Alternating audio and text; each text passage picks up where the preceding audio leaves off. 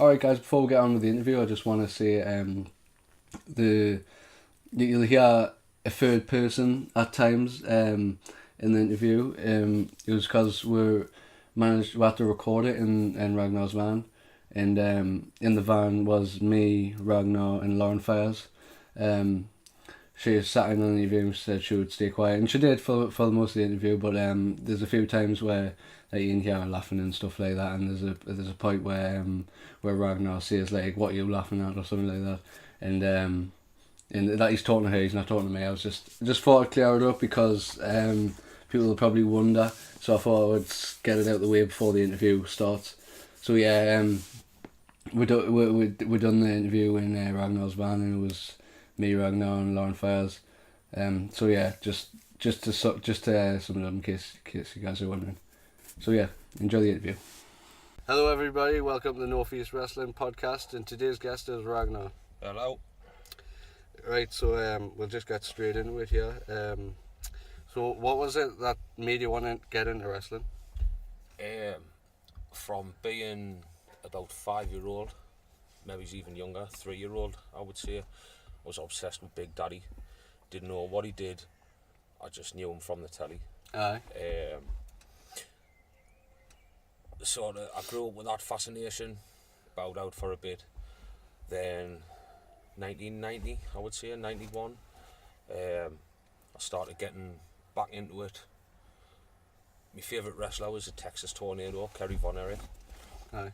And that's what pulled us into WWF. Then, obviously, through that, I seen the British Bulldog, seen Owen Hart, which, back when I was younger, I hated Owen Hart. As I got older, I appreciated the work he'd done in being a heel. I wasn't sort of like one of these that cheer the heels, but I loved hating them.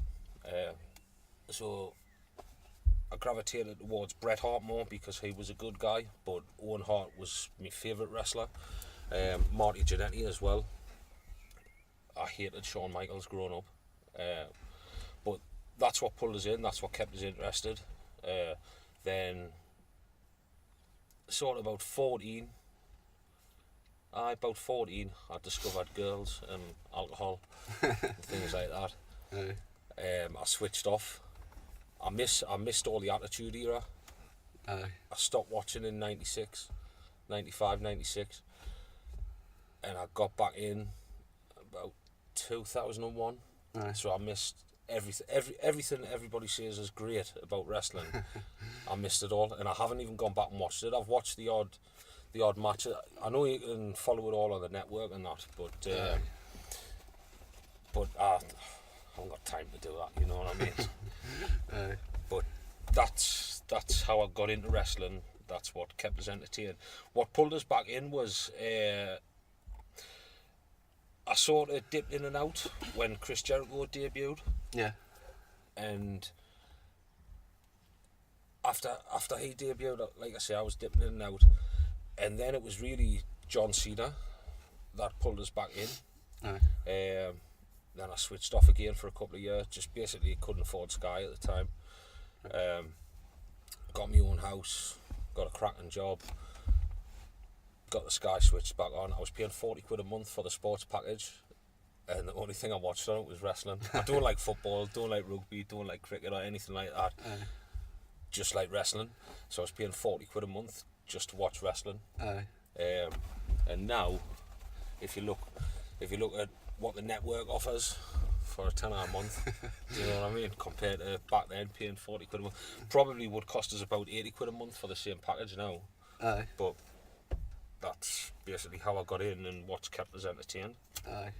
So you started wrestling yourself quite late, wasn't it? Yeah, I was just before me 31st birthday when I got in. What brought you into doing that? Like, how did you come to do it?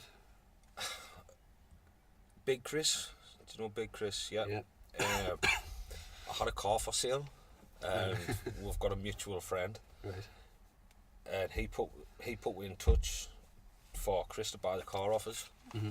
And Kris will tell you I sold him a lemon, and all I'll say is I paid 170 quid to get it through its test, like a month before. But that's besides the point. Sold him the car, and we just started chatting about wrestling. And I said a move I've never seen done.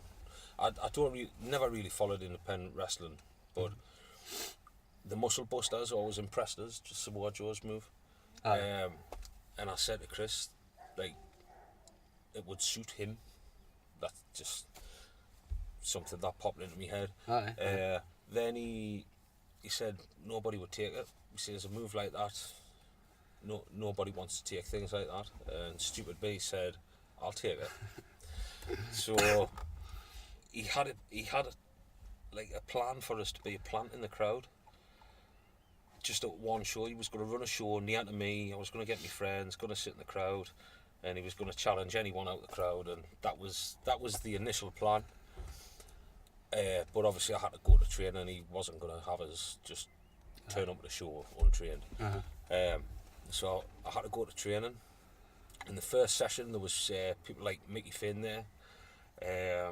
Can't remember if Adam Christ was there as well, but there was a few veterans there, and they watched me. You have a match at the end of training, and they watched me match, and they just said, like, I took to the bumping straight away. I could run the ropes because I used to watch Tough Enough, and like all of that sort of sank in. Yeah. Then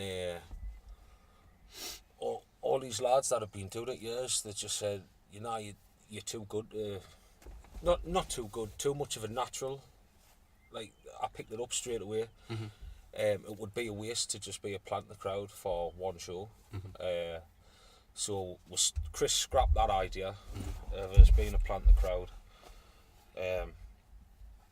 Trained for a good few months every session. Usually hurt myself. Never hurt anyone else. Nobody ever hurt me. Usually just ended up twisting my knee or something like that. Injuries that come with age. If I'd maybe been a bit younger when I started, I wouldn't have gotten those injuries. But, but that's how I got into it. A few months after, I don't think it was quite a year.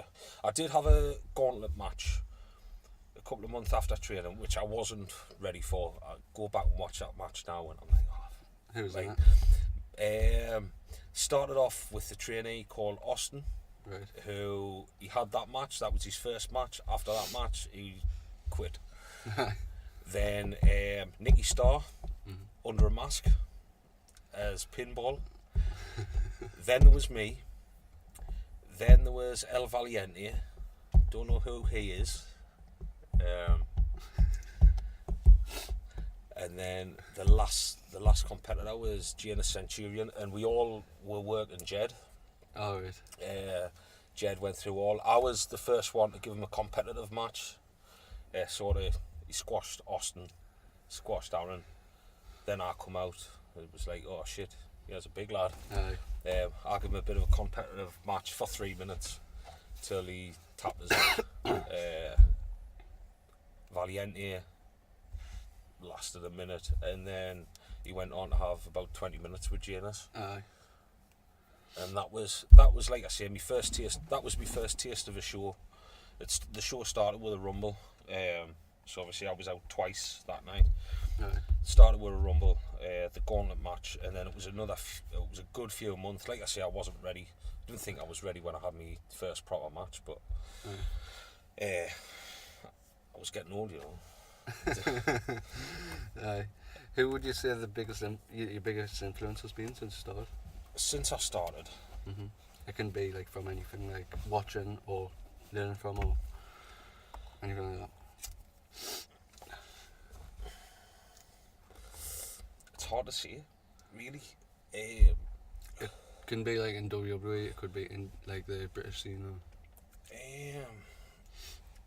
Like growing up, I met Doug Williams on a Haven camp when I was about. I think it was a Haven camp, some camp show. He was working that show, and I met him after the show. He was the heel, but he was all nice and smiles after it finished. Got his photo took with her. And like I've sort of followed his career from when he got into TNA, and I sort of always idolised, not, I wouldn't say idolised, but looked up to him.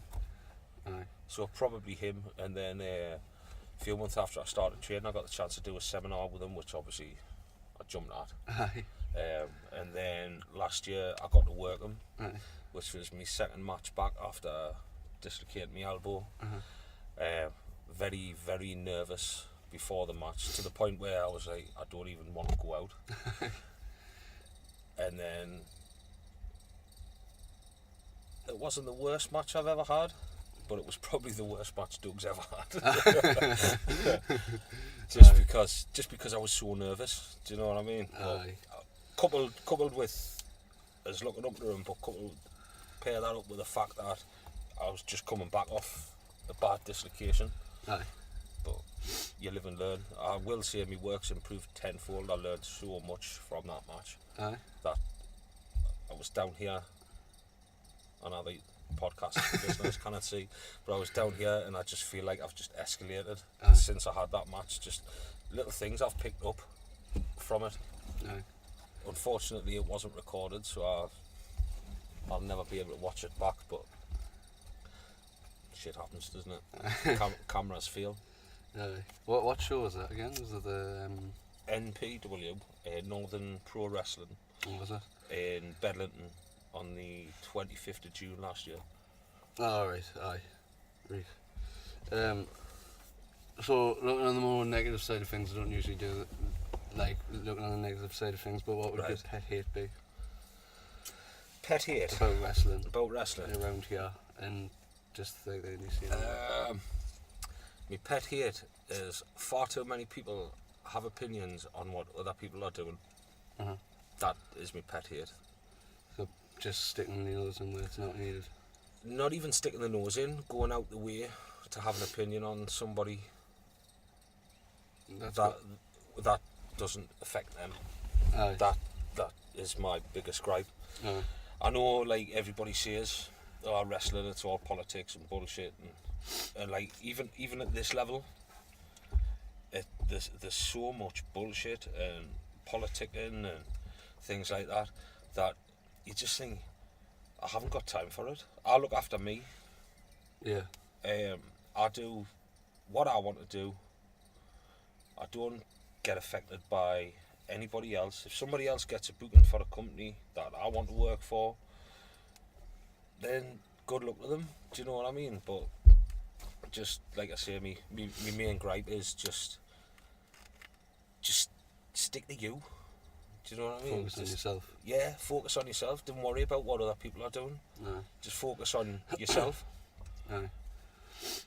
Yeah, I totally agree with that. Like that Michael Chase said in an interview with him, he said like politics and egos and that, it's always going to be in wrestling. Yeah.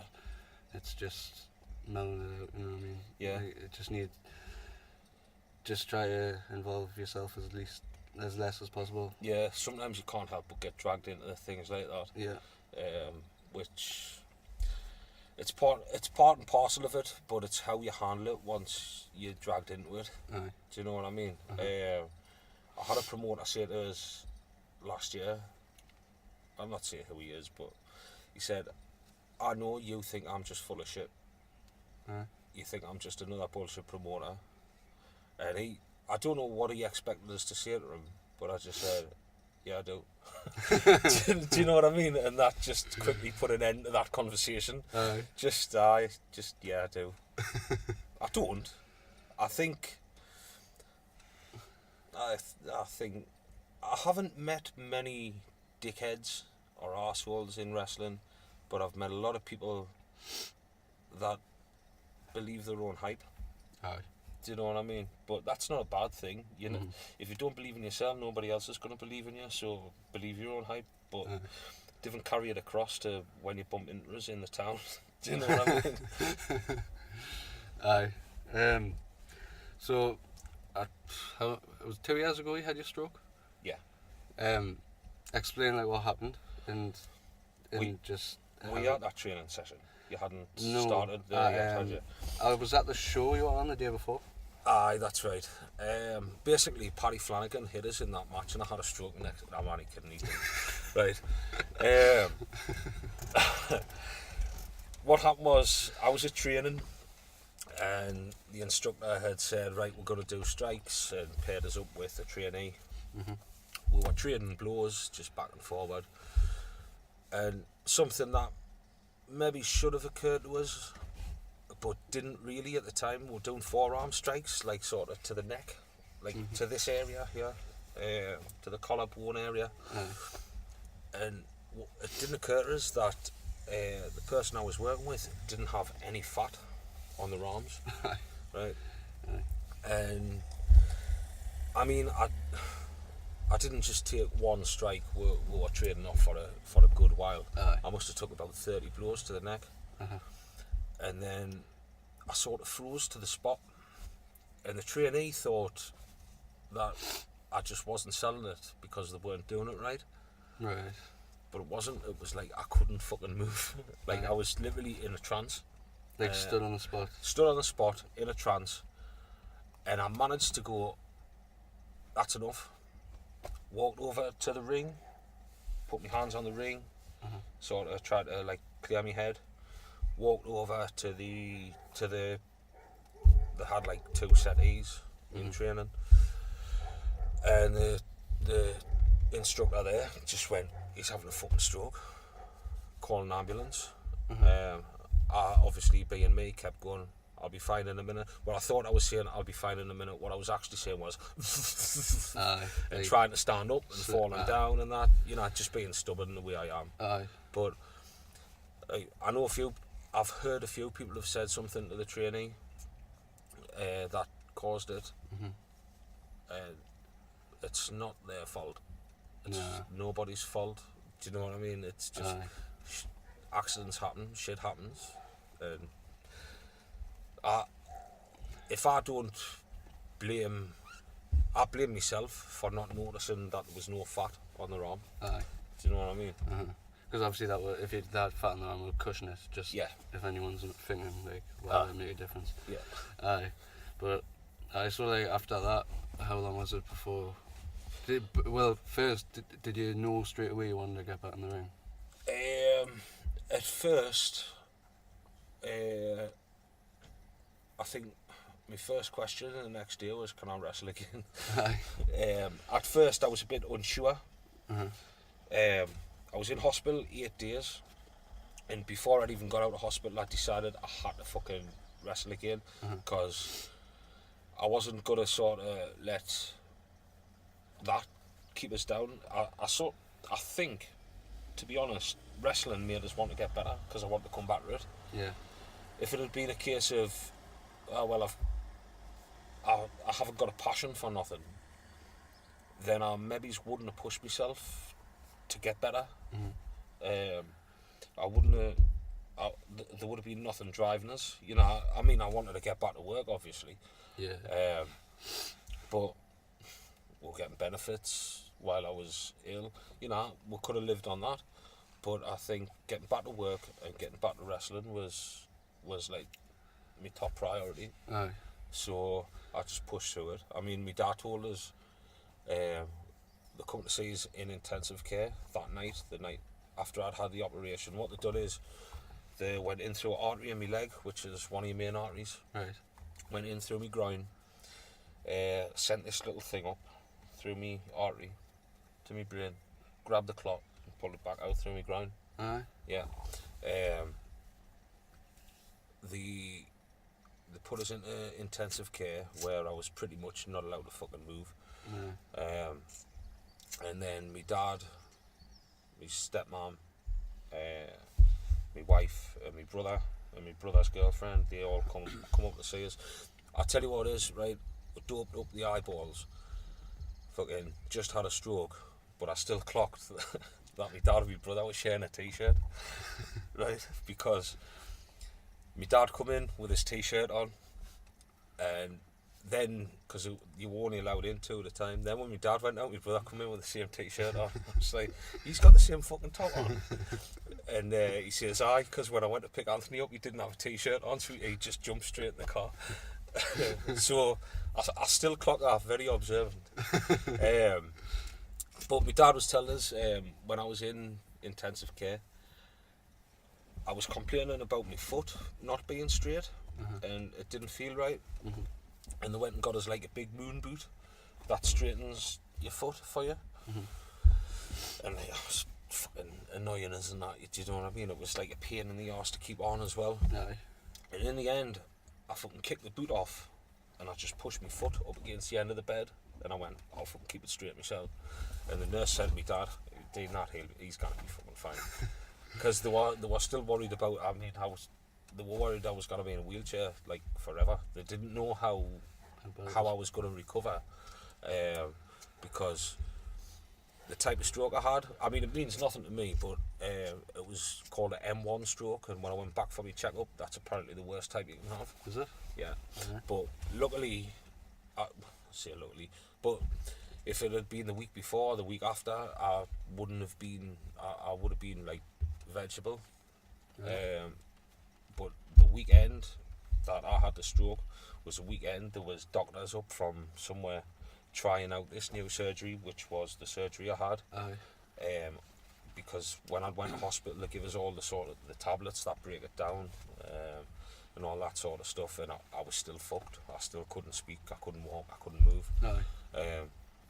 And then they give us this surgery, and that's obviously what fucking got us back to normal. I mean, I went back to the hospital after 3 months, and the doctor couldn't believe it when I walked in. He was like, no, it must be somebody else. I was like, no, it's me. And he couldn't believe the recovery I'd made. And that was just after 3 months. I mean, I've improved like tenfold since then. Do you know what I mean? The only issue I have at the minute is sometimes my foot feels a bit like as though it's tensed up. Right. But I think that's more because 3 weeks after I had my stroke, I tried to do a cartwheel. I was out with the kids at Barnard Castle. The kids were doing cartwheels, so I thought, I'll do a cartwheel, and I broke my foot. So that was a bit of a stupid idea, but that's the only thing I really notice, my foot, and I cannot jump as high. But who gives a shit?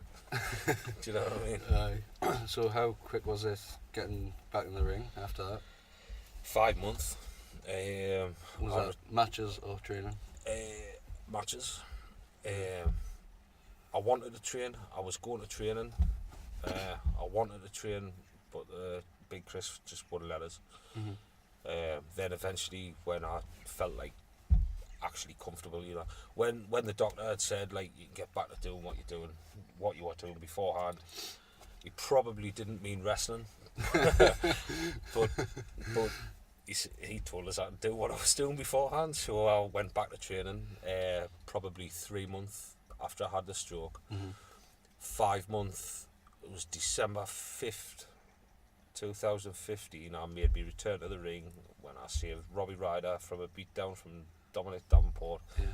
Then me and Robbie Ryder wrestled Davenport and Curtis Reed a week later, December 11th at Berkeley. Then the next night I wrestled Firebird at Rad Pro as well. So, and I got wrong off my dad for overdoing it. He says, no, just one match. Why are you working two? But when you love it, you cannot help it, can you?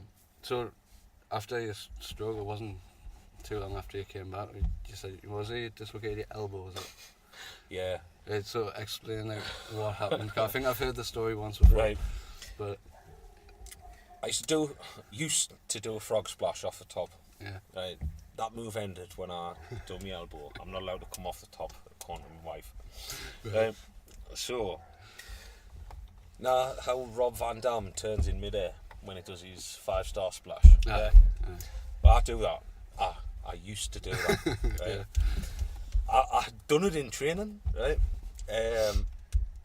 But there was a big like smalls finish for the end of the show, and I was like the last person out, meant to beat down loads of people, and then beat down Davenport. And as I made my way out, Big Kris gave him his reality check. Right. and which is a sit-out spine buster. Yeah. Gave me his reality check. Then I went up for the frog splash. Big Kris, knowing that now, I can't blame him for doing it, right? Because obviously, everybody when they come off the top, they come off straight forward. I've done 1,000 times. I always turn in midair, but Big Kris pulled Davenport out in front of us, so I had to jump straight. And as I was jumping, like it only took a second from leaving to landing, but 1,000 things went through my mind, right? It was, well, if I just flip, or I could turn it into an elbow drop, or I could just pull it back a bit, or I could just go forward a bit. But if I go forward a bit, I'm gonna fucking hurt myself. If I pull it back a bit, I'm gonna land all on my knees, and the movement looks shit. And then I realised that I was actually gonna land with my knees on Davenport's chest. And ask anybody, I don't like to hurt people. I work light as fuck. But I thought, I cannot hurt me mate. So I decided I was going to hurt myself to not hurt me mate. Do you know what I mean? And obviously my hands hit the floor. I landed perfectly. I landed the way you meant to land. But just this arm, my right arm, must have just been a bit shit. Like angled wrong or something. I think I come down too hard. On your front? Yeah. Whereas when I come off and I turn in midair, I can control the way I land. I can control where I'm going to land. I can control the way I land. I can control everything about the move. But that's when I come off and turn. But unfortunately, I wasn't coming off and turning. So I just come down too hard on the front, and before I'd even finished landing, I knew my arm was fucked. So I just sort of grabbed a hold of it, shouted over to Chris's wife Tina. I didn't shout over, but I just made eye contact and went, "I'm fucked. Get us out." So she come over and rolled us out the ring and just took us out the way while they finished the rest of the show. It was the end of the show anyway. Yeah. But Lauren and Emma took us to hospital. Lauren, because she's a first aider, Emma, because she could roll for us, for the rollies. They took us to hospital and heard the most blood-curdling screams from me. Right. I know it's not funny, but it is. It's hilarious.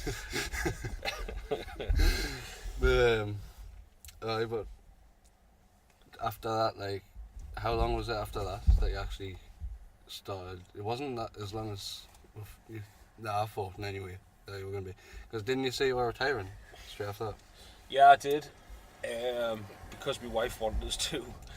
And to be honest, I was sitting in a hospital and I was like, for fuck's sake, I'm fucked again. I've lost a job through it. Initially, I said I was retiring that night out of frustration with injuring myself. And I didn't take the post down because I was intent on just fucking not doing it again. Then I was thinking, all I'm gonna do is come to work. Go to work, come home. Go to work, come home. I need something else. And there's not, I've done karate, I've done kickboxing, I've done boxing, I used to play rugby, right? Done all these things, right? I've done MMA, that was shit, right? And I've always lasted a couple of months. I think the most I've ever lasted at anything is 6 months because I just get bored with it. But with wrestling, I can see I can see me being the new school Billy Morrison. And I don't know, I just, like I say, if you're passionate about something, you want to keep doing it, no matter what. But I've never done anything since that can sort of put us at risk. I don't I've come off the top a couple of times, but it's always been a back bump or standing. Do you know what I mean? There's never been anything that I've when I've come off the top, I've never like landed flat on my front since, because that injury happened. Obviously, since that injury happened, the elbow is weaker anyway. Aye. So I'm just careful about my bumps. That's not to say I won't do anything, Yeah. but I just pick and choose Aye. what I'm doing, so that every time I work a show, I know I'm going to be at work on the Monday. Aye. Aye. That's exactly what Robbie Ryder said to us as well. Like, Aye. just like, you can't not work. So Yeah. like, you need to take care of yourself. Yeah. So Yeah. I totally agree. Aye. Me and Ryder are pretty much the same mindset when it comes to wrestling. Aye. Aye. Aye. So I don't know how long you were doing it for, but you were booking FTW for a while. Yeah. How did you find that? Loved it. Did you? Yeah. Absolutely loved it. Not trying to brag on out, but like I was drawn like 150, 200 every time when the scene was in the northeast was like down, really down. Yeah. We were packing houses Aye. with me and Davenport working on top as tag team champions. Mhm. That was, I mean, obviously it wasn't the only reason we were drawn, but like that was always the main event of the show. Mhm. Actually, I wasn't booking then because we dropped the tag belts to Marvelous. Then I started booking. Mhm. But I was sort of having a little bit of input at the time. I wasn't sort of booting myself into the main event as some people do. Yeah. But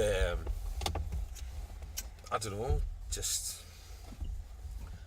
I found it right when that few months I had out after I'd had my stroke, right? Mhm. I took over the booking completely, Yeah. and I found, you would think like a lot of people sort of sit at shows and go, yeah, I wish I was out there, I wish I was out there. But I found booking to be more, maybe it's not more, but just as rewarding as going out and having a match. Aye. The best angle I ever booked was Max Heat returning after I'd had a couple of years out. He returned at the end of a show in Throckley. Mhm. It was Robbie Ryder was the champ. He was facing Paulie C for his belt. The match was over. Max Heat come out, big cheers for him, and he turned on Robbie Ryder. And obviously Max and Robbie are like proper pros at this stuff. Aye. But when an angle goes that little bit too long, when you think he's going to turn on him, and it goes that little bit too long, and then you think, he's not going to turn on him. He got to that point and then turned on him, and the crowd just fucking erupted. Aye. That was probably the favourite thing I ever booked. Mhm. And that started off their feud. Yeah. Yeah, because I think that was probably the matches that Ryder was talking about when he said they were his favourite matches that he's had with. Yeah. Well, I know from talking to Ryder and Max, like away from wrestling, that they've always wanted to work a program together, and nobody would ever do it because they were the little lads, they were the little guys, and like I remember them telling us that they used to get put on first, and then the promoter would say, "But don't worry, the bigger lads are coming on later." But like you watch, like you look at Rockstar Spud's about the same size as them, and like you look at how he's made it TNA and he's made a name for himself, and like on the other end of it you've got like promoters apologising for putting them out there. It's just it's bullshit. And Robbie and Max, if they were like 3 stone heavier, right, or if they were taller, right, like they would be booked everywhere because of how good they actually are.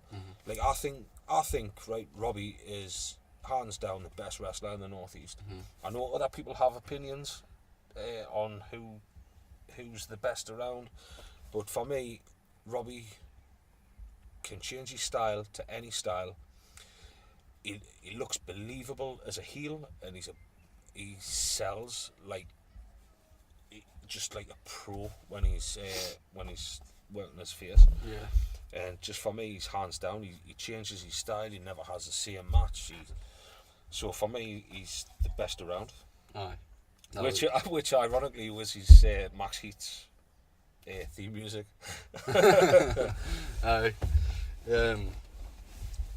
I got asked like ages ago on like it was when somebody had requested you on like when I put what guests do you want to see, Right. and somebody asked Ragnar what happened to the accent. And who asked that? I can't remember. Right. I'll mention it Right. at the end because I'll find it. Well, what happened was, right, I woke up from my stroke and it was just gone. I just talked like a Geordie. It was mad. Aye. That's what happened to it. Aye. You know what I mean? Fair enough.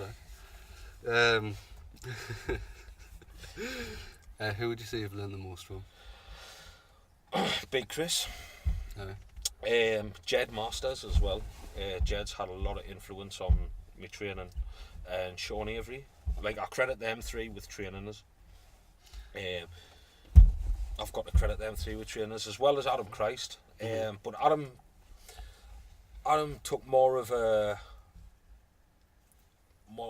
it wasn't like a trainer role, it was like helping the trainer role. Aye, do you know like what assistant, I mean? Yeah. Adam took more of that role, but definitely Big Kris. Aye. What would you say like your favourite matches and experiences have been? I mean, Doug Williams' match is probably gonna come up on that, because obviously being able to see I work Doug Williams is like, I take so much pride in that. But I think I could have had such a better match with him if it wasn't for nerves and my elbow. Aye. I mean, everything Doug done was just so brilliant, and I stunk the room out. Aye. I mean, I didn't get any bad reactions or anything. Everybody told us the match was great afterwards, but I just feel if I hadn't hurt my elbow, and I mean, not to make excuses, but like this match was 2.5 months after I'd done it. Yeah. If I hadn't hurt my elbow, if I wasn't so nervous, I just think the match would be so much better. I think if we had the match now, a year later, like I'd be so much happier with it. Aye. But I'm never really happy with any match I have, really. Aye, always. Apart from any match I've had with Ragnar von Volt. Yeah, every time me and him work with each other, I don't know, it just something about the crowd. We don't have the same match. I mean, I think the first time we worked together, we went out and we were out for about 40 minutes, and we kept the crowd engaged all the way through. Like I'm very.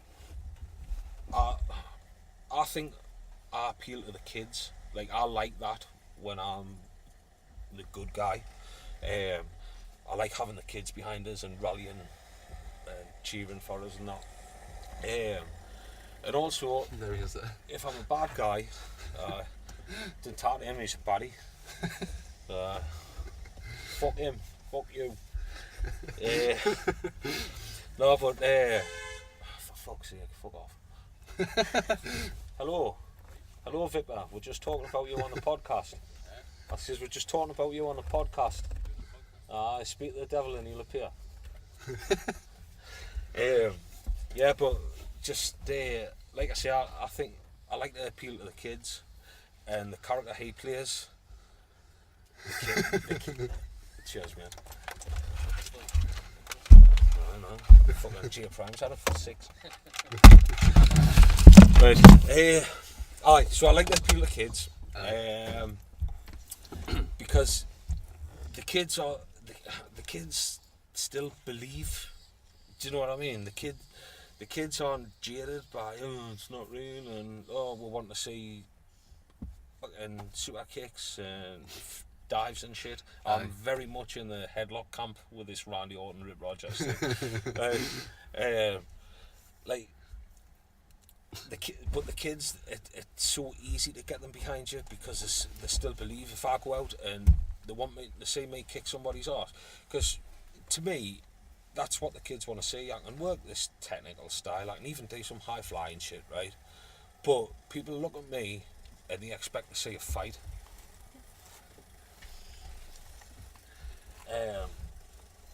They expect to see a fight, so that's what I give them. Aye. Do you know what I mean? Aye. What was the question again? The question was favourite matches and experiences. Favourite match. So you said like Victor Von Volts whenever you've worked him. Yeah, and also I worked Jed Masters at the Summertime Brawl last year, and I've got 3 favourite matches. Right, I've got the one with Victor Von Volts from April this year. I've got the one with Jed Masters from last year. I've got a hardcore match with Assassin from the year before.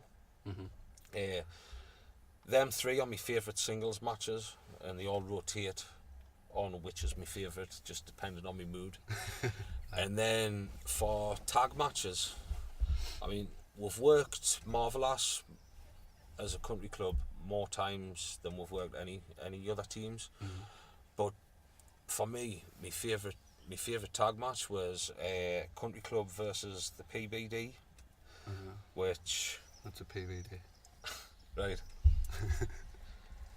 They'll tell you it stands for Pretty Bad Dudes, Right. but I know it stands for Purple Bit Dodgers. Right. And it was the team of Big Kris and his brother Kamosi Burns Jr. Right. That's my favourite tag match because it was just, we had so much fun. When we got backstage, we had like the lads who'd been doing this like 15 years and that.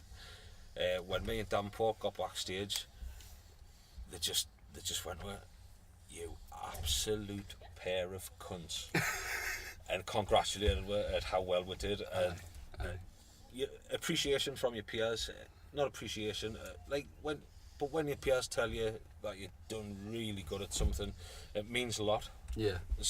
To me it does. It might not mean much to any other people, but I feel like most people who are passionate about it would feel like that's not to say like I go out with the intention to pop the boys. Do you know? No. I hate all that shit. I want to pop the crowd, not the lads in the back.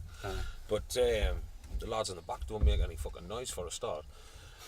But like I say, the tag match was Country Club versus the PBD. Aye. And the 3 matches that rotate are Jed Masters, Victor Von Volts and Assassin. Aye. Would you consider wrestling in sport or not? Bit of both. In what way? Right. People say it's not a sport because there's no competition. Right. Yeah. Well, I would argue that it is a competition, right? Because every match is a team of 2 men looking to compete against the other matches on the card. Aye. Right. Aye. So there is your competition, right? Like I say, you work in teams, but it's also an art form in how everything's art. Do you know what I mean? I'm a plasterer, right? When I'm at work, skimming walls, I have tenants go, it's art, that. Aye. Right? Aye. Everything's art. It's like, what are you fucking laughing at? Fucking next question. I do consider it to be art. You're creating work that you're gonna look back on, that people appreciate. Yeah, you get fans that can like it. Like, it's subjective. Aye. Do you know what I mean? What one person might love your stuff, one person might absolutely fucking hate it. Aye. And it's so subjective, and that in itself is what's artistic about it. Aye. Like, you mentioned the Rip Rogers thing before with the headlock dive thing. Yeah. But like, I'm sure there's loads of people who love the dive side of it. Yeah. And there's loads of people that love the other side of it. Yeah. And it's something for everyone, you know what I mean? Yeah. I done a tope last year, right? And Dave Carbon watched me match back and said, "What the fuck are you diving out the ring for? You don't need to do that." And I've never done it again. Aye. Do you know what I mean? Right. Because he's right. Yeah, you You don't? No. Not for your... Especially when everybody else on the card has fucking dived down the ring. Aye, exactly. So I remember when I worked Firebird at Rad Pro, and he said, we'll plan the match, and I went, right, okay. And I know Rad Pro, all the wrestlers there like the chops. Or they used to anyway, back in when Georgie used to book it. So 2015 or something. So Firebird said to us, what do you want to do? And I went, no chops. He went, no chops. Why? I went, because every other match is going to have chops. Definitely, yeah. And if every other match has got a dive, why do you need to dive? Well, be different. Yeah. Do you know what I mean? Aye. That's all the questions I've got, and it's a good way to end it. Spot on, mate. Are you on social media for people to like follow you? And yeah, Ragnar Destroyer on Facebook and Twitter. Yeah. No Instagram. Or is that just... That's like personal? I post wrestling shit, but it's personal. Like personal just for me. But Ragnar Destroyer, and also Ragnar Destroyer at yahoo.com if you want to book us. Is that for bookings, right? Yeah. Alright, no bother. Thank you for coming on, and yeah, it's been a great episode. Cheers, mate. Thank you. See you all later. Big thank you to Ragnar for coming on the podcast today. It means a lot for him to come and record with me before a show that he's wrestling on. It means a lot whenever anybody does that, but it just massive appreciation. Big thank you for all the questions he answered. Like, he was comfortable enough to talk about like the time where he had a stroke and like the time afterwards too. Like, I know that I know for some people that wouldn't be something they would want to share with the amount of people that this will go to, but fair play to him. Awesome. I'm happy that he's been happy enough to do it. He has told us to mention that that the date he gave for when he met Doug Williams at the Haven camp wasn't exactly correct. He said he was in about 1991 during the podcast, and he said that it was actually around 93, 94. He just thought he just wanted us to put that in there just in case, to give you the true story, you know what I mean. But yeah, big thank you to Ragnar for coming on the podcast. Big thank you to Land for Fires, like I said, and big thank you to MPW, who, although I didn't use their venue, I recorded during one of the shows. Oh well, it was before one of the shows, but it was with one of the roster members, just like an hour before the show or something. So big thank you to Andrew Newton, Mark Anthony, and Maximum Pro Wrestling as a whole. It means a lot. And obviously just a big thank you to everyone involved, like not just in this specific podcast with Ragnar, just the like ones podcasts in the past and the future. All the companies and all the promoters, all the guests have just been awesome. Like, I can't describe. There hasn't been a guest yet that's been like funny about doing it, or like there's not been a guest who I've had on who's actually had any problems with anything that I can think of in any way. I can't think of any issues.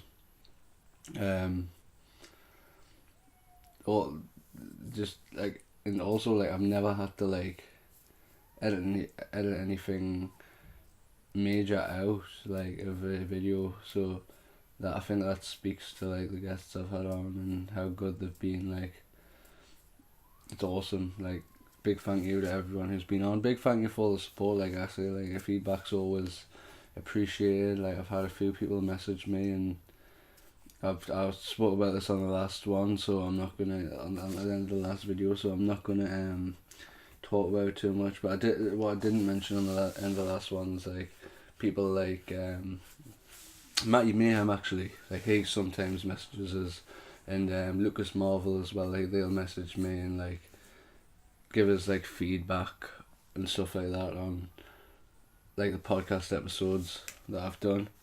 And that's no different for you guys. Like, if you have any feedback for me or on one of the episodes or anything, just put a comment down, or you can message the podcast page, or if you know me personally, just message me on my Facebook and just pop us a message, because feedback's always appreciated. It's the only way you improve. And but yeah, like that's all I've got to say for now. Next week we'll have a great episode, and the guests are the Z List, which of course is Mr. Yunji Maki and Jam O'Malley. So they'll be on next week. It's sure to be a great interview because they're two very interesting characters. So give that one a listen when it's up. I hope you enjoy the episode today. Let us know what guests you want, because I know